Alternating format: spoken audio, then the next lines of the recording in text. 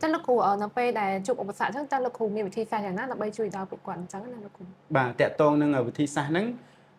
យើងបែងចែកជា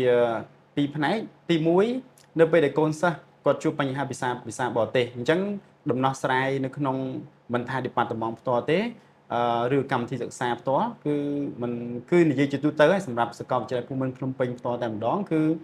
មានបណ្ដុះបណ្ដាលឬក៏ពង្រឹងភាសាអង់គ្លេសហ្នឹងតាំងពីឆ្នាំទី1រហូតដល់ឆ្នាំទី3អញ្ចឹងអាហ្នឹងគឺជាដំណោះស្រាយទី1សម្រាប់ភាសាបរទេសឬភាសាអង់គ្លេសផ្ទាល់ហើយសម្រាប់ដំណោះស្រាយទី2គឺការសិក្សាដោះស្រាយ homework assignment ឬក៏ការសិក្សាដែលអត់ទាន់ហ្នឹងពួកគាត់នឹងអាចទៅរកគ្រូផ្ទាល់ដែលនៅក្នុងហ្នឹងយើងបានបែងចែកជាគ្រូទៅតាមឆ្នាំនីមួយៗដើម្បីឲ្យគាត់អាចស្គាល់ហើយនឹងអាចដោះស្រាយបញ្ហាគាត់ឬមិនទាន់ឬក៏មានបញ្ហាអីមួយហើយនឹងបញ្ហាមួយទៀតនោះគឺយើងបានរៀបចំជាសិស្សច្បងក្រុមសិស្សច្បងដែលមានទូនាទីដើម្បីជួយសិស្សប្អូនមានថាសម្រាប់ការរៀនមិនទាន់ homework assignment អីគឺយើងមាន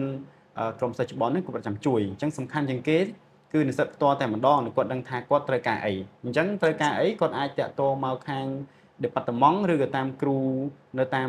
ឆ្នាំនីមួយៗឬក៏អាចទៅជួបសិស្សច្បងដែលត្រូវដោះស្រាយបញ្ហានេះជាមួយនឹងគាត់អញ្ចឹងជាការលើកទឹកចិត្តហ្នឹងគឺមានថាឲ្យតែគាត់ប្រឹងប្រែងដំណោះស្រាយហ្នឹងគឺតែតែមានចំណុចចាលោកគ្រូ